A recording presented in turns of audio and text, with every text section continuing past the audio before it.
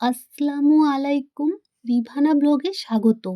খুব সিম্পল একটা রেসিপি বানাবো, রসুন পাতা ভর্তা।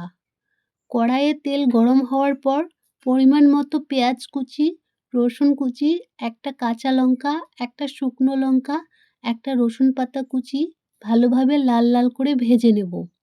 সেদ্ধ করে রাখা 3টে আলু, 2টো টমেটো, 5 পিস রসুন পাতা ভালোভাবে শিলপাটায় বেটে নেব।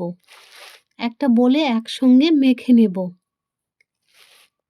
লাল লাল করে ভেজে রাখা বেরেস্তাগুলিতে পরিমাণ মতো লবণ, হলুদের গুঁড়ো, লঙ্কার গুঁড়ো, একটু কাঁচা তেল, একটা রসুন পাতা কুচি দিয়ে ভালোভাবে হাত দিয়ে মেখে নেব।